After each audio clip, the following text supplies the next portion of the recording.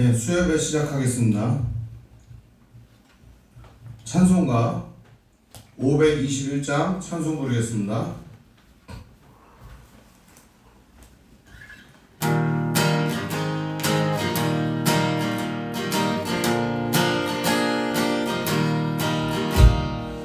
구원으로 인도하는 그 문은 참 좁으며 생명으로 인도하는 그 길은 참 험하니 우리 몸에 매여 있는 그 더러운 죄짐을 하나없이 벗어놓고 힘써서 들어갑시다.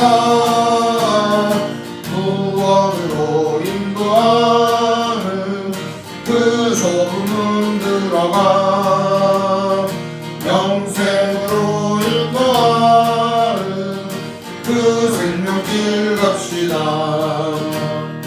이 세상에 많은 사람 큰 문으로 들어가 넓은 길로 갈지라도 멸망으로 끝나니 세상은 땡물이 영화 모두 되어버리고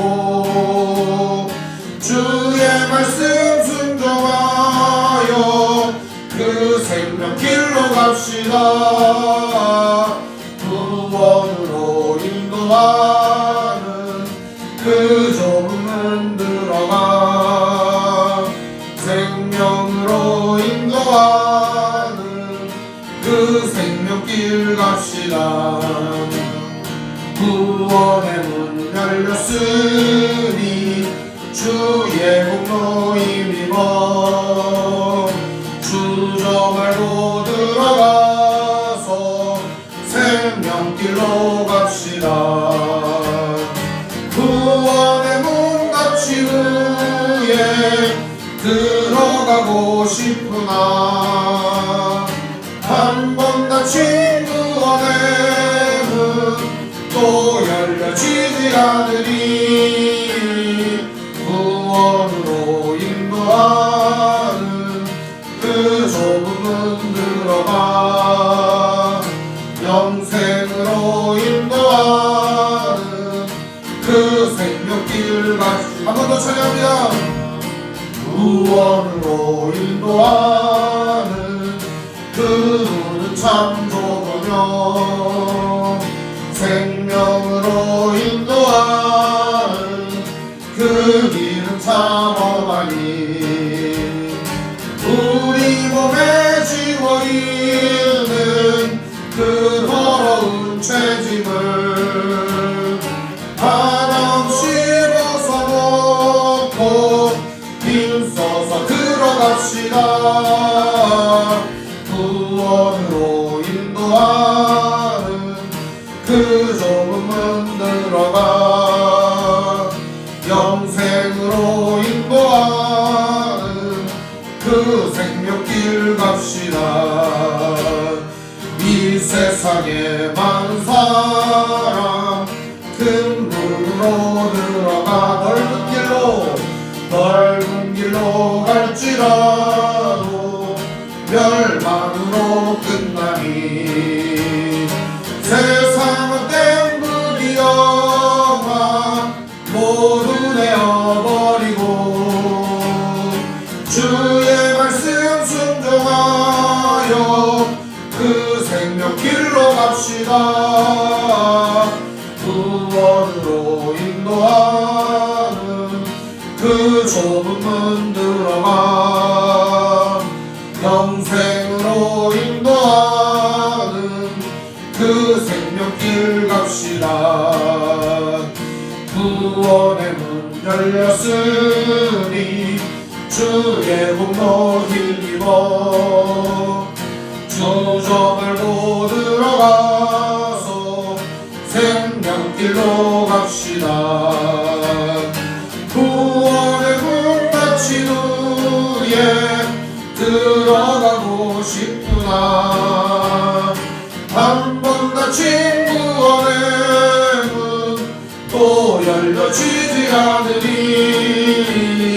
구원으로 인도하는 그 좁은 문 들어가 영생으로 인도하는 그 생명길 갑시다.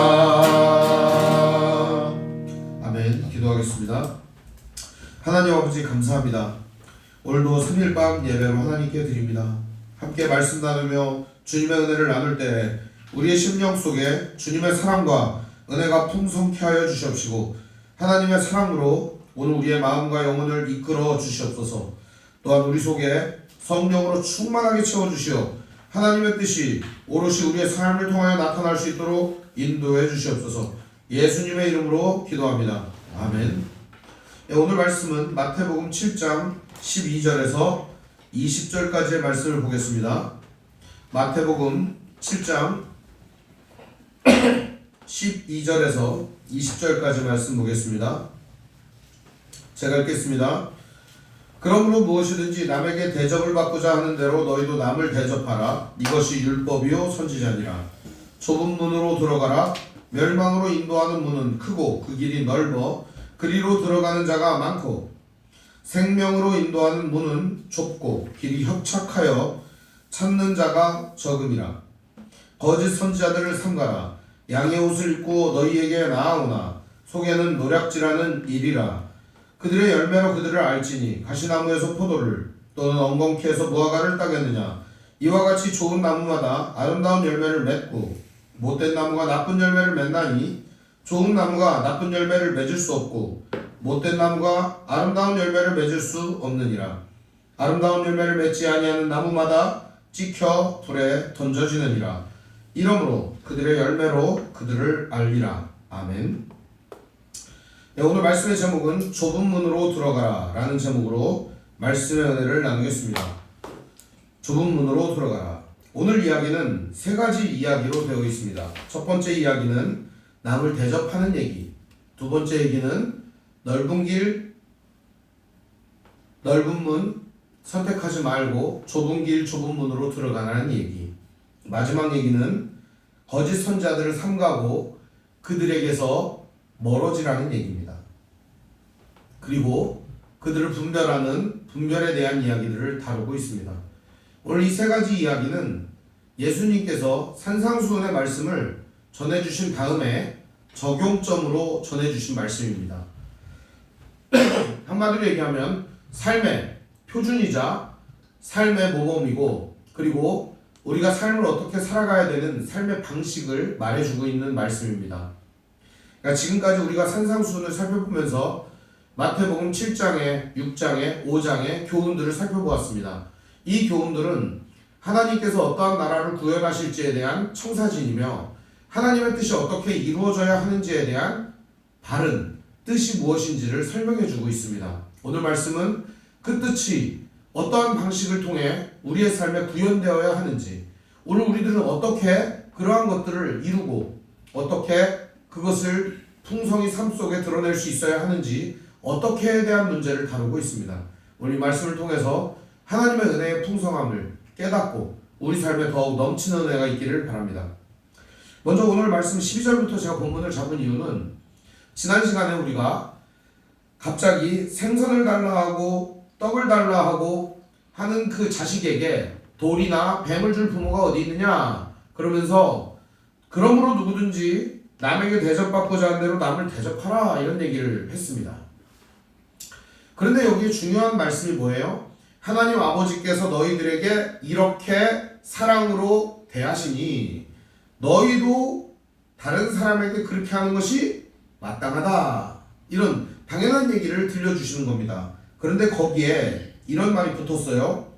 이것이 율법이고 선지자다. 이런 말씀이 들었습니다. 율법은요, 신약 성경에서 특별히 율법 그러면 모세오경을 말합니다. 모세오경.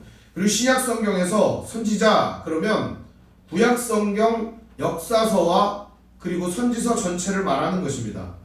구약 성경 역사서를 전선지서라고 불렀었는데 옛날에는 구약 성경 선지서, 대선지자, 소선지자. 이제 이게 큰 선지자, 작은 선지자 이런 게 아니라 분량의 차이예요. 성경 분량의 차이인데 분량이 많은 선지자를 대선지자, 분량이 적은 선지자를 소선지자라고 하는 거예요.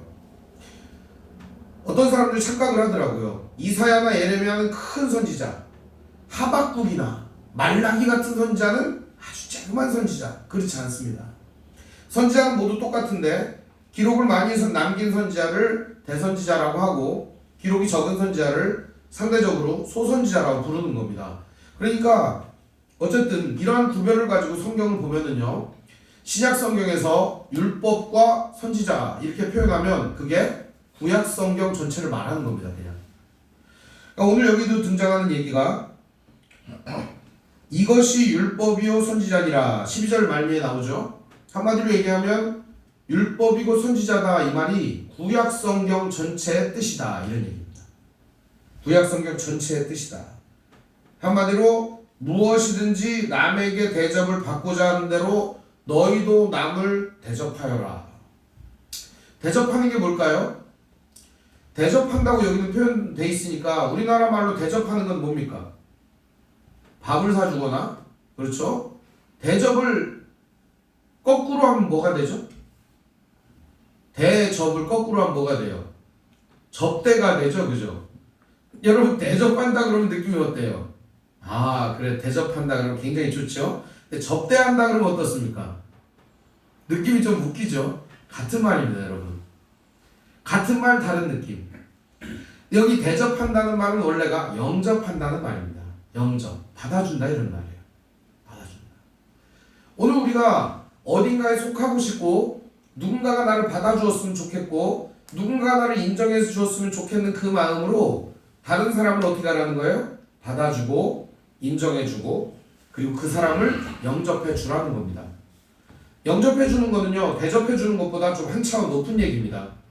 그 사람이 우리 가족의 일원이 되게, 그 사람이 나의 형제가 되게, 그 사람이 나의 자매가 되도록, 그 사람이 나와 함께하는 동반자가 되도록, 그 사람이 나와 함께 하나님의 나라를 이루는 공동체가 되도록 만들어주라는 거죠. 오늘 우리에게 주시는 이 교훈이 얼마나 위대한 교훈인가를 볼 수가 있습니다. 그러니까 성경 전체의 뜻, 구약 성경 전체의 뜻이 뭐라는 거예요? 영접해주라는 겁니다. 받아주라는 겁니다. 구약 성경은 오늘 우리에게 받아주라는 얘기를 신약 성경을 통해서 이렇게 한마디로 요약을 한 겁니다. 누가요? 예수님이 요약해 주신 겁니다. 이건 구약 성경의 교훈이 이거야 하면서 예수님이 요약해 주신 얘기가 뭐예요? 영접하여라. 예수님은 그러면 이 세상에 있는 모든 사람을 어떻게 했죠? 영접해 주셨다는 겁니다. 어그러지고 거스러지고 하나님을 떠난 이 사람들을 예수님은 십자가를 통해 영접해 주신 것이죠. 그것처럼 너희도 영접하여라 얘기를 하는 겁니다. 어떤 분이 이제 굉장히 입에 달고 사는 단어가 있대요. 하나님 믿지 않는 사람을 마귀 새끼라고 한다는 거예요. 그럴 수 있습니다. 그럴 수 있어요. 그분 입장에서는 그런 생각을 할 수도 있습니다. 마귀의 자식이다. 틀린 말은 아닙니다. 그러나 듣는 마귀 자식은 어떻겠어요? 기분이 나쁘겠죠. 기분이 나빠요. 아니 우리 아버지가 엄연히 있는데 우리 아버지가 그럼 마귀란 말이냐 이렇게 말하는 거 아니겠습니까? 그러니까 그렇게 말하면 안 되고요. 마귀의 자식이다 라고 하는 건 마귀에 속하였다 이런 의미로 쓰는 표현이고요. 오늘날 우리가 해야 되는 말은 무슨 말이냐면 내가 아닌 타인을 대할 때 그 사람이 내가 받아들여주고 영접해 주어야 될 VIP로 대해줘야 한다는 겁니다. 그게 바로 어떻게 보면 온 율법과 선지자, 즉 구약 성경의 교훈이라는 거죠. 우리가 걸어가야 하는 길은 좁은 문이고 좁은 길입니다. 넓은 문, 넓은 길은 쉽습니다. 넓으니까요 부딪힐 일도 없고요. 넓으니까요 그냥 편하게 걸어가면 됩니다. 그런데 좁은 길은 어떻습니까? 가느라고 너무너무 옆 사람과 부딪힙니다. 부대낍니다. 힘들어요. 여러분 차를 타고 가잖아요. 그러면 8차선, 16차선 도로를 내달리면 어떻습니까? 옆차 부딪힐 거 걱정 안 하고 이렇게 붕 하고 가면 됩니다. 좀 붙는 것 같으면 옆차선으로 앵겨서 이렇게 가면 됩니다. 아주 편합니다. 그런데 차로가 매우 좁은 시골길, 갓길도 없는 그 길을 이 차 운전을 해가지고 가려면 어떻습니까? 힘들죠. 근데 두 대가 동시에 길을 지나려면 어떻습니까? 매우 힘들죠. 조심해야 됩니다. 부딪히면 큰일 납니다. 더 쉬운 예를 들어드릴까요? 버스를 탑니다. 버스를 타가지고 내가 좀 넓은 공간을 확보하려고 이렇게 해가지고 넓은 공간을 확보하면 다른 사람들은 어떻게 됩니까? 힘들겠죠. 의자에 꿀불견인 사람이 있습니다. 그런 사람들을 뭐라고 하냐? 쩍벌남이라고 합니다. 다리를 보통은 이렇게 모으고 앉지 않습니까? 근데 이 쩍벌남은 어떻게 하냐? 이렇게 앉습니다. 그러면 어떻게 될까요? 여기 앉아야 되는 사람을 못 앉는 거예요. 다리 이렇게 쩍 벌리고 앉으니까. 그래서 쩍벌남이라고 하는데요. 그런데 그 사람들은 상대방의 자리를 어떻게 한 거예요? 빼앗은 거죠. 좁은 문으로 들어간다는 건 쩍벌이 아니라 어쩌면 움츠리고 걸어가는 것을 의미합니다. 부딪힘이 있더라도 상대방을 위한 자리를 내어줌을 의미합니다. 좁은 문으로 들어가라. 멸망으로 인도하는 문은 크고 그 길이 넓어 그리로 들어가는 자가 많다. 어떤 문이요? 멸망으로 들어가는 문입니다. 큰 문. 부딪히지 않아요. 공동체에 속하여 부딪히는 사람만이 좁은 문으로 갈 수 있는 겁니다. 신앙생활은요, 혼자서 여유 있게 할 수 있습니다. 혼자서 예수 잘 믿을 수 있습니다. 근데 그건 참된 신앙생활이라고 할 수가 없습니다. 신앙생활은 공동체를 통해서 이루어지기 때문입니다. 공동체를 통해서 부대끼고 만져지고 그러면서 다듬어지는 것입니다. 마치 상류에 있는 돌이 삐죽삐죽 못한 돌이죠. 하류에 내려가면 돌이 맨질맨질합니다. 내려가는 동안 풍화작용과 온갖 부딪힘이 있기 때문입니다. 마찬가지로 오늘 우리가 신앙의 성숙, 영적 성숙을 위해서는 먼저 공동체 안에서 부딪힘이 있어야 합니다. 좁은 문이라고 하는 것은 그냥 좁디 좁은 취업의 문을 들어간다 그런 의미가 아닙니다. 부딪힘을 의미하는 겁니다. 부딪힘. 협착하다고 말한다. 길이 협착하다. 협착하다는 건요, 너무 좁아가지고 겨우 이렇게 빠져나가는 걸 의미합니다. 부딪히는 겁니다. 우리의 삶과 부딪히고 사건들과 부딪히고 사사건건 일들과 부딪히고 타인과 부딪히고 어떠한 상황을 마주하든지 부딪혀서 그 상황 속에서 나를 다듬어져 가고 나를 영접할 수 있는 사람으로 만들어 가는 겁니다. 하나님을 영접하고 타인을 영접하는 사람으로 만들어져 가는 것입니다. 그 길이 어떤 길이라고 소개합니까? 14절은 그 길을 생명으로 인도하는 길이다 이렇게 얘기합니다. 생명으로 인도하는 길이다. 멸망은 쉽습니다. 그러나 생명길은 어떻습니까? 좁고 협착한 길을 걸어가야 하고 좁은 문으로 들어가야 합니다. 그래서 인기가 없어요. 찾는 자가 너무 적어요. 그런데 요즘 기독교 신앙을 보면은 아직도 기독교인이 많은 걸 보면 찾는 자가 많은 걸 보면 좁은 문이 아닌 것 같은 느낌이 들기도 합니다. 오늘 이 시대에 성도라고 하는 사람들이 너무 많습니다. 성경 공부를 하는 어떤 분이 저에게 질문을 했습니다. 교회 성도들이 이렇게 다 있는데요. 이 사람들이 다 구원받을 수 있겠습니까? 저에게 물어봤습니다. 제가 하나님도 아닌데 그걸 어떻게 합니까? 그걸. 그래서 제가 잘 모르겠어요. 저는 하나님이 아니라 잘 모르겠어요. 자기가 보기에는 구원받을 사람이 몇 명 없을 것 같아요. 왜냐하면 너무 크리스천들이 날라리인데다가 너무 말도 안 되는 사람들이라 구원받을 사람들이 이만큼밖에 없을 것 같아요. 교회 다니는 사람 중에 절반 이상은 다 지옥 간다는 거예요. 그래서 제가 그걸 어떻게 알아요? 그랬더니 아니 교회에 가면은 힘들어 죽겠다고 나는 기독교인들 막 이중적이고 위선적인 모습 때문에 도대체 교회 나가기가 싫다는 거예요. 꼴불견이라는 거예요. 그럴만도 하죠. 교회는요 완성된 사람들이 모이는 곳이 아닙니다. 교회는 완벽한 사람이 들어오는 곳이 아니에요. 교회는 직업도 다르고 성별도 다르고 교육 수준도 다르고 생활 환경도 다르고 출신 지역도 다르고 나이도 다르고 모든 것이 다른 사람들이 모여서 그리스도 예수 안에 하나된 공동체를 이루어가는 거죠. 서로가 서로를 영접해 주어야 하는 공동체가 되는 것입니다. 그러려면 여러분 잡음이 없겠어요? 왜 부딪힘이 없겠어요? 왜 힘듦이 없겠어요? 그거를 전제로 하는 겁니다. 오늘 우리의 영적 성숙과 믿음의 길은요, 이것을 전제로 하여 나아가는 겁니다. 사랑은요, 부딪히며 다듬어지는 겁니다. 사랑은요, 서로를 받아주는 것입니다.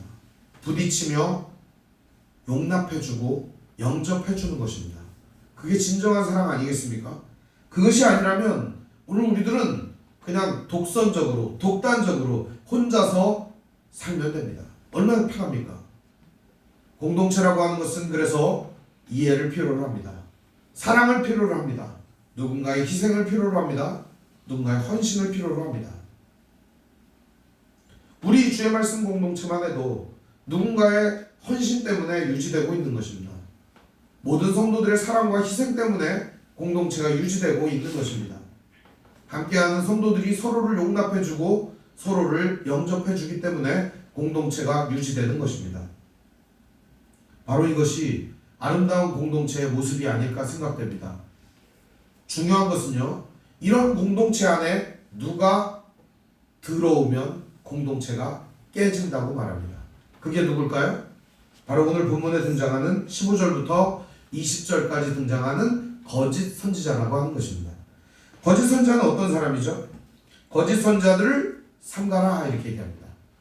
거짓 선지자, 여러분 선지자는 선지자인데 어떤 선지자예요? 거짓 선지자. 거짓 선지자 뭐 하는 사람일까요?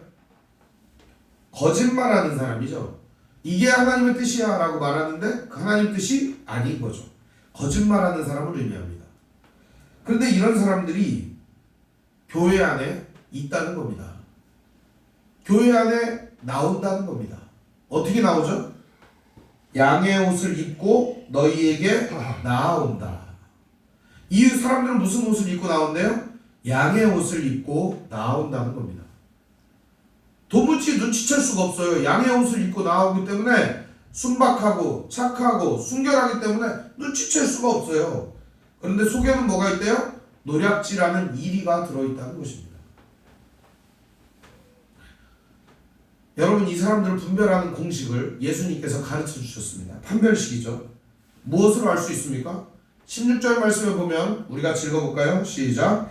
그들의 열매로 그들을 알지니 가시나무에서 포도를 또는 엉겅퀴에서 무화과를 따겠느냐. 이와 같이 좋은 나무마다 아름다운 열매를 맺고 못된 나무가 나쁜 열매를 맺나니 좋은 나무가 나쁜 열매를 맺을 수 없고 못된 나무가 아름다운 열매를 맺을 수 없느니라. 그렇죠? 뭐를 통해 알 수 있어요? 열매로 그들을 알지니. 열매로. 열매는 뭘까요? 삶의 모습이죠. 그 사람의 말이겠죠. 그 사람의 행실입니다. 그 사람의 관계입니다. 이걸 통해서 우리는 이 사람이 거짓 선지자인지 혹은 양인지 알 수 있습니다. 우리 공동체는 서로가 서로를 이해하고 사랑하고 수용하고 용납하고 영접하면서 사는 공동체입니다. 얼마나 아름답습니까? 이 안에 근데 이리가 들어오면 공동체를 갈기갈기 찢어버립니다. 얼마나 무서운지 모릅니다. 이리는요, 들어오면은 양을 닥치는 대로 잡아 찢어버립니다. 여러분, 이리가요 늑대보다 무섭습니다. 이리는 얼마나 무섭냐? 양우리로 들어오잖아요. 그러면은 양우리로 중간으로 갑니다. 중간에서부터 양을 찢어밟기 시작을 해요. 자기가 먹어야 되는 양만 사냥을 보통 짐승은 해요. 이리는 안 그래요. 닥치는 대로 찢어밟긴 다음에 닥치는 대로 먹어치웁니다. 이리의 습성입니다. 그게 완전히 폐허를 만들어버려요. 공동체를 조각내고 완전히 찢어밟기는 존재, 이리. 그럼 이 이리를 어떻게 우리가 알 수 있고 막을 수 있을까요? 첫 번째는 영생으로 들어가는 좁은 길을 지키는 겁니다. 그 길을 걸어가는 것입니다. 두 번째는 오늘 우리에게 주어진 사랑과 믿음과 실천을 가지고 타인을 영접해 주는 것입니다. 이것만이 이리를 이길 수 있는 길이에요. 마지막 세 번째가 있는데요. 그것은 뭐예요? 열매로 그들을 아는 것입니다. 그리고 그들을 공동체에서 몰아내는 것입니다. 열매. 열매는 사람들의 말과 행실이에요. 그걸 통해서 우리는 알 수 있습니다. 열매가 어떠한가. 쭉 지켜보면 얼마나 그 사람이 어떠한 사람인지 우리가 알 수 있습니다. 그 사람의 진면목을 단숨에 알아볼 수 없어요. 그래서 여러분, 착하고 순박한 사람이 인정받기가 어려워요. 그런 사람들은 시간이 오래 걸려야 인정해 주거든요. 그런 사람들은 오랜 기간 사귀어봐야 좋은 사람인지 알거든요. 단기간에 야, 저 사람 끝내주는 사람이야 그랬는데 우리에게 실망을 안겨주는 사람이 얼마나 많습니까? 진실한 사랑을 가진 사람, 진정한 사람은 오래 두고 살펴봐야 됩니다. 이런 시가 있어요. 아름다운 꽃이 있습니다. 아름다운 꽃. 아름다운 꽃은 오래 보아야 예쁘대요. 가까이 보아야 예쁘대요. 여러분들도 그렇대요. 진정한 아름다움은 우리가 가까이 보고 오래 볼 때 알 수 있어요. 마찬가지로 이리도 그럴 때 우리가 알 수 있습니다. 오늘 말씀은 우리에게 그냥 단순한 판별식을 말하는 게 아니라 이러한 열매를 통하여 우리가 분별할 수 있는 지혜가 있다고 말하는 것입니다. 오늘 말씀 이후에 또 열매로 그들을 알아야 된다는 얘기가 또 등장을 합니다. 오늘 말씀의 중요한 교훈은 이겁니다. 멸망으로 들어가는 문과 생명으로 인도하는 문이 있는데 과연 여러분은 어느 문을 선택할 건가 하는 겁니다. 여러분이 선택한 문은 좁은 문이고 생명으로 인도하는 문이 맞습니까? 오늘 우리가 들어가고 우리가 걷는 이 문은, 이 길은 생명의 길이 맞는 겁니까? 우리는 끊임없이 이 질문을 해야 합니다. 그래서 우리는 사단의 속임과 거짓 선지자의 속임에 넘어가지 않을 수 있는 것입니다. 내가 걸어가고 있는 이 길이 진정으로 생명으로 인도하는 길이고, 내가 걸어가는 이 길이 하나님께서 인정하는 길이고, 내가 걸어가는 이 문이, 내가 열어야 하는 이 문이 좁은 문이고, 정말 주님께서 말씀하신 그 길인가, 그 문인가, 이것을 의심하며 날마다 내 신앙을 점검해 봐야 되는 겁니다. 오늘 우리는 어떤 열매를 맺고 있는가, 나 자신의 삶을 점검해야 하는 것입니다. 오늘 여러분은 어떤 열매를 맺고 있습니까? 오늘 여러분의 말은, 여러분의 행실은 어떻습니까? 여러분의 삶에서는 어떤 열매가 열려지고 있습니까? 좋은 열매, 아름다운 열매, 그것이 열려지기를 바랍니다. 그리스도 예수의 열매가 열려지시기를 바랍니다. 성령의 열매가 열려지시기를 바랍니다. 그 열매는 누구나 알 수 있도록 열려집니다.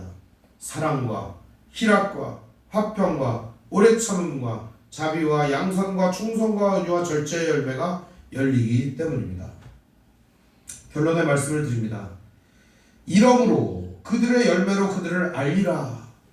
이렇게 말씀하시기 전에 이렇게 말합니다. 아름다운 열매를 맺지 아니하는 나무마다 찍혀 불에 던져지느니라. 아마도 예수님은 옆에 나무를 갖다 솎아내는 농부의 모습을 보고 얘기를 한 겁니다. 예수님이 이렇게 설교를 하시고 있는데 옆에서 농부가 시끄럽게 나무를 갖다가 쿵쿵쿵쿵 찍어대고 있었을 겁니다. 사람들이 아이 뭐야 저게 참 시끄럽게. 예수님이 말합니다. 저거 봐라 얘들아, 저거 봐라. 저렇게 쓸모없는 나무는 말이야 찍어가지고 불 지르는 거야. 얘들아 저것 좀 봐. 쿵쿵쿵쿵 찍는 나무꾼 혹은 농부를 보면서 얘기를 하는 겁니다. 쓸모없는 나무는 저렇게 하는 거야. 봐, 곧 불에 넣으려고 지금 쌓아놓잖아, 그치? 봐, 지금 불 지른다. 쓸모없는 나무 저렇게 불 지르는 거야. 예수님은 시청각 설교의 달인이었습니다. 오늘 우리에게도 아마 이러한 시청각 모습이 떠오르면 좋겠습니다. 그것은 바로 오늘 우리 삶의 모습을 리와인드해 보는 겁니다. 성찰해 보는 것입니다. 나의 삶의 열매는 무엇인가? 나는 지금 어떤 열매를 맺고 있는가? 나는 지금 어떤 길을 걷고 있는가? 나는 지금 어떤 문을 열었는가? 좁은 문, 좁은 길, 영접하는 길, 사랑하는 길, 성령의 열매를 맺는 길, 예수의 열매를 맺는 귀한 믿음의 형제자매들 되시기를 주님의 이름으로 축원을 드립니다. 기도하겠습니다. 사랑과 은혜가 풍성하신 아버지 하나님, 은혜와 사랑을 감사를 드립니다. 오늘 우리에게 하나님께서 허락해 주신 이 귀한 진리의 말씀이 전해지고 들려질 때 우리의 삶에 진정으로 다른 사람을 영접하며 그리고 우리에게 주어진 힘과 능력으로 날마다 좁은 길을 헤쳐나가며 성령으로 함께 날마다 걸어갈 수 있도록 인도하여 주시옵소서. 힘을 주시옵소서. 중간에 우리를 유혹하고 우리의 공동체와 우리의 모습을 해코지 하는 거짓 선지자들, 이리 같은 자들이 있다 할지라도 믿음을 가지고 이겨내며 승리하게 하여 주시옵소서. 오늘 아름다운 열매를 맺으며 오늘도 날마다 승리하는 성도들의 은혜 가운데 거하게 하여 주시옵소서. 날마다 삶 속에서 하나님의 나라를 세워가며 주님의 뜻을 이룰 수 있도록 인도해 주시옵소서. 예수님 이름으로 기도합니다. 아멘. 교회 소식을 알려드리겠습니다. 오늘 함께 예배하신 모든 분들 주님의 이름으로 환영합니다. 하나님 말씀인 성경을 가까이 두고 매일 읽으시고 기도로 하나님과 교제하시고 말씀대로 사랑하며 사시기를 바랍니다. 목회자의 경건을 위해 기도해 주시기 바랍니다. 정치 지도자들과 남북관계를 위해서 기도해 주시기 바랍니다. 가난한 자들과 소외된 자들을 도우며 기도하시기를 바랍니다. 선교사님과 가족을 위해서 기도하시기를 바랍니다. 아픔과 고통 중에 있는 성도를 위해 기도하시기를 바랍니다. 코로나19 이제 리빙 위드 코로나가 된다고 합니다. 좀 기다리시면 좋을 것 같아요. 당분간 예배는 비대면입니다. 성경 읽기에 힘쓰시길 바랍니다. 올해가 가기 전에 성경 일독을 하시길 바랍니다.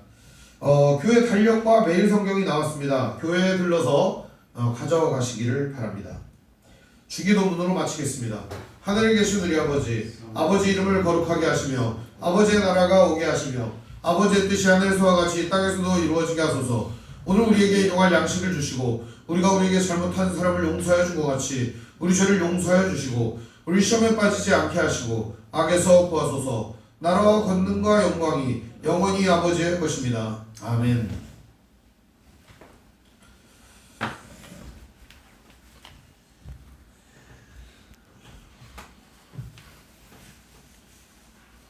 소리가 너무